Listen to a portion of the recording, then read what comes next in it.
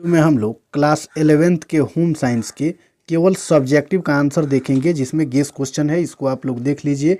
इसमें से बहुत चांस है कि आपके एग्जाम में क्वेश्चन लड़ ही जाएगा। ठीक है, तो चलिए वीडियो को स्टार्ट करते हैं। यदि आप चैनल पर पहली बार हैं तो चैनल को सब्सक्राइब जरूर कर लीजिए और अपने दोस्तों को भी शेयर जरूर कीजिए। देखिए क्वेश्चन नंबर 1 में है गर्भावस्था। ठीक है, तो इसका आंसर हम लोग लिखेंगे कि गर्भावस्था यानी मादा के गर्भाशय में भ्रूण के होने की अवस्था को ही गर्भावस्था कहते हैं। चलिए फिर 2 नंबर क्वेश्चन को हम लोग देखेंगे। आहार क्या है, तो इसका उत्तर हम लोग लिखेंगे कि स्वस्थ आहार वह आहार होता है जो कि स्वास्थ्य को बनाए रखने या उसे सुधारने में मदद करता है।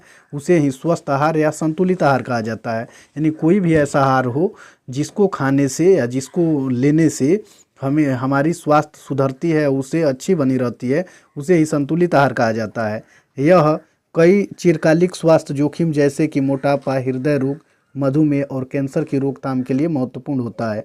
एक स्वास्थ्य आहार में समुचित मात्रा में सभी पोषक तत्व और पानी का सेवन शामिल है। ठीक है, चलिए फिर आगे वाला क्वेश्चन देखेंगे। 3 नंबर में ग्रामीण स्वच्छता को लिखें। ये सभी गेस क्वेश्चन है, इसको आप लोग कंप्लीट कर लीजिएगा।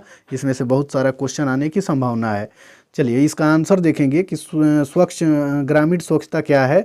तो स्वच्छ भारत मिशन यानी ग्रामीण का मुख्य उद्देश्य नियमानुसार है ग्रामीण क्षेत्रों में सामान्य जीवन स्तर में सुधार करना। क्या होता है? ग्रामीण स्वच्छता कहलाता है। चलिए फिर 4 नंबर क्वेश्चन को देखेंगे। इसमें दिया हुआ है कि परिधान का महत्व, तो इसका उत्तर लिखेंगे कि यह सामाजिक, सांस्कृतिक और व्यक्तिगत पहचान का एक महत्वपूर्ण हिस्सा है जो हमें मौसम, कार्य और अवसरों के अनुसार ढालने में मदद करता है। चलिए फिर आगे वाला क्वेश्चन देखेंगे। क्वेश्चन नंबर 5 में है विटामिन। विटामिन को परिभाषित करना है, तो इसका उत्तर लिखेंगे कि विटामिन या जीवन सत्व भोजन के अवयव हैं। ठीक है, विटामिन या जो जीवन है वो सात्विक भोजन के ही अवयव हैं जिनकी सभी जीवों को अल्प मात्रा में आवश्यकता होती है। रासायनिक रूप से ये कार्बनिक यौगिक होते हैं। उस यौगिक को विटामिन कहा जाता है जो शरीर द्वारा पर्याप्त मात्रा में स्वयं उत्पन्न नहीं करते हैं, बल्कि भोजन के रूप में लेना आवश्यक होता है। चलिए फिर आगे वाला क्वेश्चन देखेंगे। 6 नंबर क्वेश्चन में दिया हुआ है जल, यानी जल को परिभाषित करना है। तो जल का अर्थ होता है पानी। जल का अर्थ क्या होता है? पानी, जो कि एक सामान्य रासायनिक पदार्थ है जिसका अणु 2 हाइड्रोजन परमाणु और 1 ऑक्सीजन परमाणु से बना है, जिसका रासायनिक सूत्र होता है H2O। ठीक है, चलिए फिर आगे वाला क्वेश्चन देखेंगे। क्वेश्चन नंबर 7 में है टीकाकरण। ठीक है, इसको परिभाषित करना है, तो इसका उत्तर लिखेंगे कि किसी बीमारी के विरुद्ध प्रतिरोधात्मक क्षमता विकसित करने के लिए जो दवा खिलाई जाती है या पिलाई जाती है या अन्य रूप में दी जाती है उसे टीका कहते हैं। ठीक है, तथा यह क्रिया टीकाकरण कहलाती है। संक्रामक रोगों की रोकथाम के लिए टीकाकरण सर्वाधिक प्रभावी और सबसे सस्ती विधि माना जाता है। चलिए फिर आगे वाला क्वेश्चन देखेंगे। क्वेश्चन नंबर 8 में दिया हुआ है प्रसवोत्तर व्यायाम। इसका उत्तर देखेंगे हम लोग कि ये व्यायाम आपके पेट, पीठ और पेल्विक फ्लोर की मांसपेशियों को मजबूत करने में मदद करते हैं, जिससे शरीर को ठीक होने और गर्भावस्था से पहले की स्थिति में वापस आने में मदद मिलती है। चलिए फिर 9 नंबर को पारिवारिक संसाधन, इसको भी परिभाषित करना है। तो इसका उत्तर लिखेंगे कि वे सभी चीज़ें जिनका इस्तेमाल परिवार के लोग अपने लक्ष्यों को हासिल करने के लिए करते हैं। ठीक है, पारिवारिक संसाधन कहलाते हैं। चलिए फिर 10 नंबर क्वेश्चन में है कुपोषण, यानी किसी व्यक्ति के शरीर में ऊर्जा या पोषक तत्वों की कमी ही कुपोषण कहलाती है। ठीक है, चलिए फिर आगे वाला क्वेश्चन देखेंगे। क्वेश्चन नंबर 11 में दिया हुआ है वासा, यानी वासा को परिभाषित करना है। तो इसका उत्तर लिखेंगे कि वासा अर्थात चिकनाई शरीर को क्रियाशील बनाए रखने में यह सहयोग करती है। चलिए फिर आगे वाला क्वेश्चन देखेंगे। क्वेश्चन नंबर 12 में दिया हुआ है बाल विकास। तो इसका उत्तर लिखेंगे कि मनोविज्ञान की एक शाखा है जो जन्म से लेकर किशोरावस्था तक बच्चों के शारीरिक, मानसिक, सामाजिक और भावनात्मक विकास का अध्ययन करता है। चलिए फिर आगे वाला क्वेश्चन देखेंगे। 13 नंबर क्वेश्चन में दिया हुआ है कार्बोहाइड्रेट। तो इसका उत्तर लिखेंगे कार्बोहाइड्रेट भोजन में पाए जाने वाला एक माइक्रोन्यूट्रिएंट है और यह शरीर को ऊर्जा प्रदान करता है। फिर आगे वाला क्वेश्चन देखेंगे गृह प्रबंधन, इसको परिभाषित करना है। तो इसका उत्तर लिखेंगे कि पृथ्वी की जैविक, रासायनिक और भौतिक क्रियाओं का वैश्विक स्तर पर प्रबंधन करना ही गृह प्रबंधन कहलाता है। ठीक है, चलिए फिर आगे वाला 15 नंबर क्वेश्चन को देखेंगे। प्राकृतिक रेशा, इसको भी परिभाषित करना है। तो लिखेंगे कि प्राकृतिक रेशा ऐसे रेशा होते हैं जिनकी मूल उत्पत्ति पौधों, जीवों व भूवैज्ञानिक प्रक्रियाओं द्वारा होती है। इनका प्रयोग रस्सियों, कागज आदि से होता है। ठीक है, चलिए फिर आगे वाला 16 नंबर क्वेश्चन को देखेंगे आहार आयोजन। तो इसका उत्तर लिखेंगे भोजन की योजना बनाना ताकि शरीर के सभी आवश्यक पोषक तत्व मिल सके और यह संतुलित, पौष्टिक और स्वास्थ्य के लिए फायदेमंद हो, इसे ही आहार आयोजन कहा जाता है।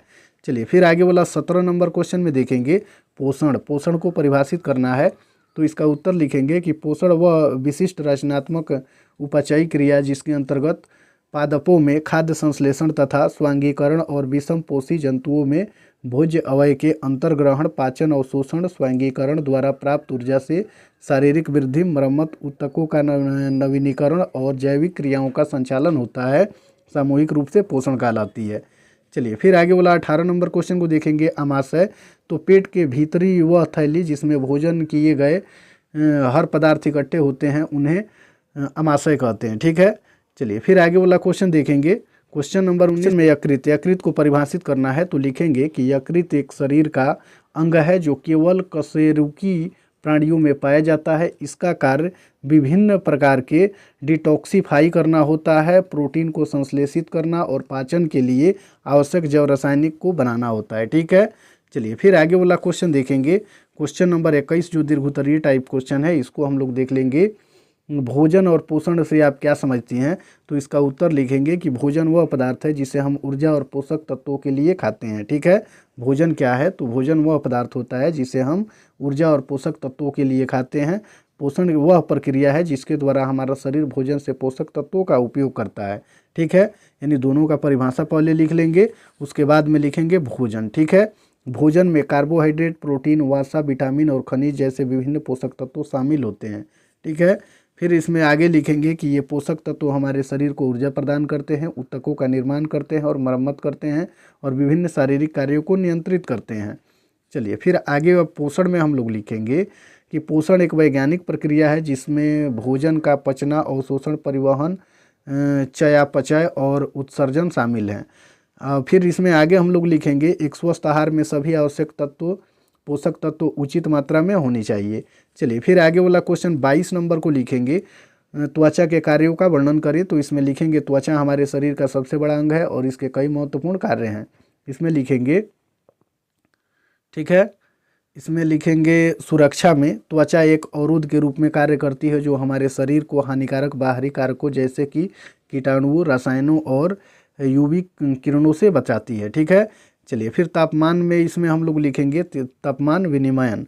ये त्वचा पसीने के माध्यम से हमारे शरीर के तापमान को नियंत्रित करने में मदद करती है। बना के लिखेंगे त्वचा में तंत्रिका अंत होते हैं और हमें स्पर्श, दबाव, दर्द और तापमान जैसी संवेदनाओं को महसूस करने में मदद करते हैं।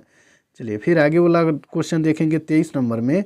संक्रामक रोगों को फैलने से रोकने के लिए क्या उपाय किए जाने चाहिए? तो इसका उत्तर लिखेंगे संक्रामक रोगों को फैलने से रोकने के लिए कई उपाय किए जा सकते हैं। ठीक है, इसमें अच्छी स्वच्छता का अभ्यास करें और फिर इसमें पॉइंट बना के लिखेंगे कि नियमित रूप से अपने हाथों को साबुन और पानी से धोएं, खासकर खाने से पहले और शौचालय का उपयोग करने के बाद।